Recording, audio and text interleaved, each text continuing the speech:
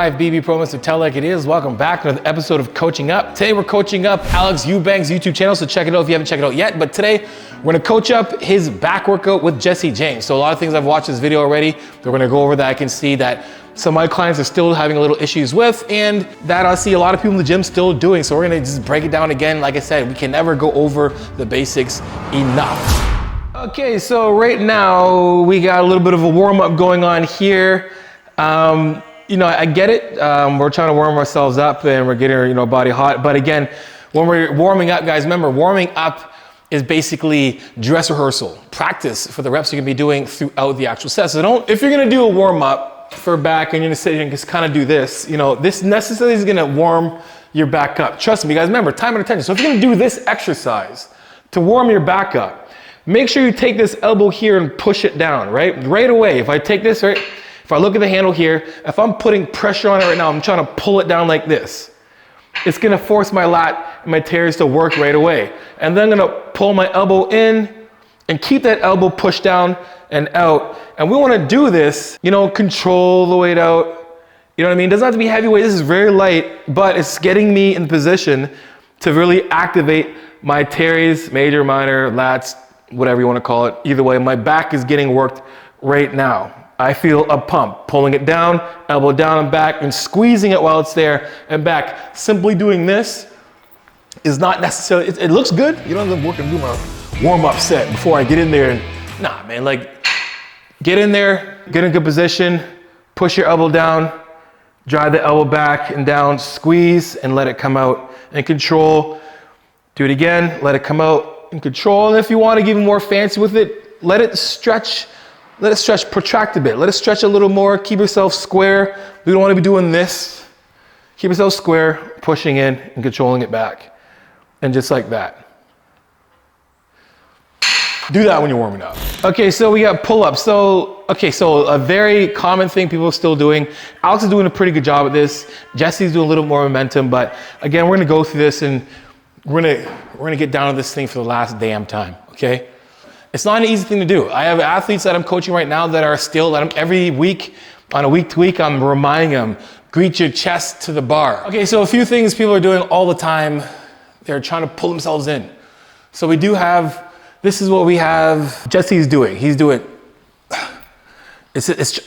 I'm trying to get it this way. It's pulling in and then trying to do this, right? We don't want that. We don't want this, right? What we want is for our body to have to go from here to here, here to here, shifting from here, not pulling ourselves in, right? So when we're doing a pull-up from here, let yourself hang, right? I'm in an overhead press position, and then I'm gonna look up, and I'm gonna pull myself up and chest to the bar.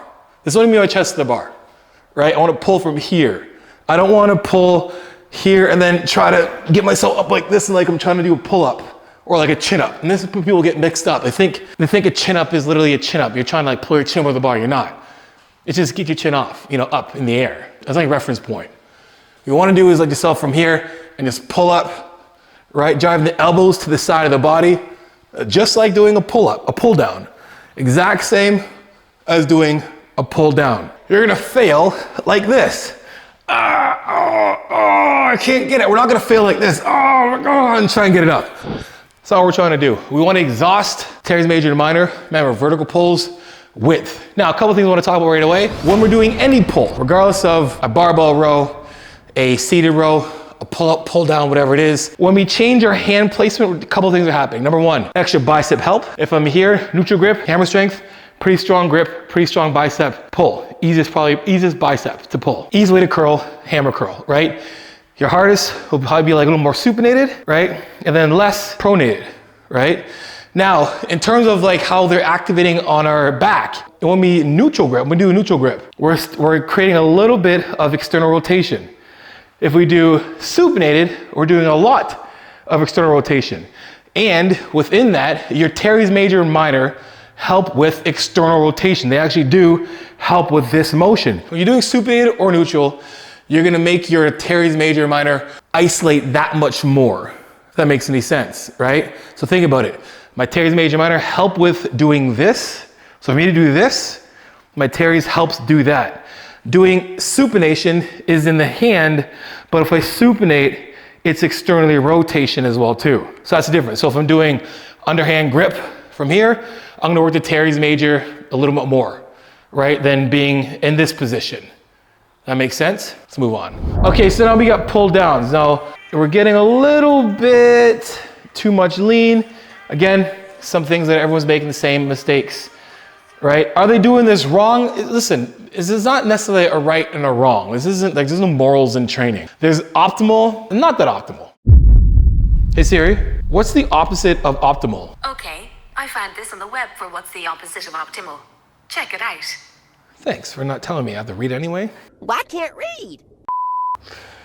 There's optimal, and then there's mediocre. Hey, I ain't saying it, Webster said it. If your pull-ups look mediocre, or medium, middling, or ordinary, ordinary sounds worse than like mediocre. Like ordinary is like, I don't know, enough of this English class. Either way, you don't want your shit to be the macronyms. You want it to be the synonyms. Okay, so we're doing pull downs. Remember, pull downs are the exact same as pull ups. So if you think about it, if we're doing a pull up that's not optimal, peerless, mediocre, sorry. Anyway, if we're doing pull ups and we got this crazy arch in our back, like when I say look up to the bar or greet your bar to the chest, I don't mean to extremely hyperextend our LT and C spine. I'm not saying do this and get up there doing one of these things.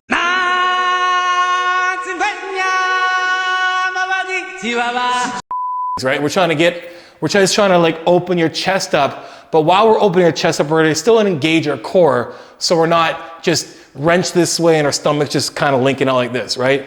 We want to be in a position where we're still overhead, so the cable needs to be a little bit overhead, right? If you're too far in, you're going to do this. I see it happen all the time. We're too far close like this way, and then to pull the weight down, you're leaning back just to get the weight here, or we're too far back and we're end up doing a high row, which is not the same exercise. The high row is a high row. So we're trying to get our teres major minor work. We want to get wider. Vertical pulls, we want to keep ourselves in position that we're going to have a good neutral spine, engaging our core so we don't have too much hyperextension. Again, if I engage my core does flexion. Erectors do extension. So if I'm engaging my core, that's going to stop me from hyperextension, right? So core is engaged, I'm overhead, and then I'm kind of looking up. I'm not rinsed like this because I can't really speak right now and this hurts my throat, but I'm kind of looking up at the bar, right, from here, and then I'm pulling down to my chest over top. We don't have to pull down here because now my biceps are trying to work, and then my shoulders and everything else, this sucks, right? And we don't want to pull back like this either, right? Because then again, we're doing a row. So underneath the bar, get yourself in position much like you would be doing if you were doing a pull-up. Slightly look up a little bit, see you're pulling, to give yourself the same feeling as if you were doing a pull-up. And then from here, pulling right down, elbows are coming to the side, right? Now this bar is pretty good because it gives me the ability to not have to like really wrench with my hand here, but again, we want to avoid any of this extra stuff with the wrist. I see this all the time. We want to get more reps or get more depth, and we start kind of doing this. It happens. This is a very common thing. Do not make your wrist do anything but just stay in the position where it's neutral like this. It shouldn't be doing anything.